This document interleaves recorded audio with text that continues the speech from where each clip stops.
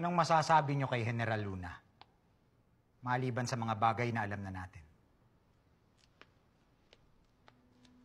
May pagtatapat po kami sa inyo. Napag-alaman namin na may masama siyang balak. Naganap ito, kamakailan lang. Nag-init ang ulo ni General Luna sa harap ng lahat ng tao sa plaza. Anong bago doon? Sabi niya, di raw siya magdadalawang isip na barilin ng sino mang traitor sa bansa. Kahit na po kayo, Senyor Presidente. At may bali-balita na binabalak ng iluklok ang kanyang sarili bilang diktador, kapalit ninyo. Sino nagsabi? Ako mismo ang nakasaksi sa pagbabanta niya sa plaza. Narinig po namin mula sa mga ibang opisyales ang tungkol sa pagbabalak niyang maging diktador. Hindi totoo yan. Kilala niyo naman si Luna. Hindi yan makapagtimpi kahit na puro hangin lang ang salita niya.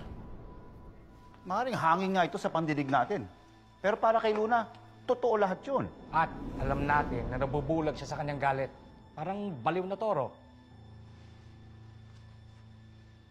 Si Luna ang pinakamahusay kong general. Nariyan naman si Goyong. At si Ricarte. At nandito rin ako. Huwag nating kalilimutan na iniwan ni Luna ang kanyang pwesto sa pagbag. Kaya nasakop ito ng mga Amerikano. Kawawa naman ang ating bayan kung nag-iisa siyang puno ng militar.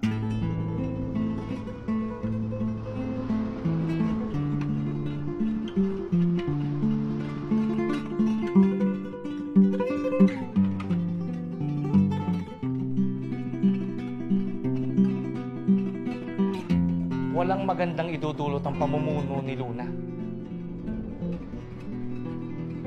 Kailangan natin siyang palitan sa ikabubuti natin lahat. Pwede lang.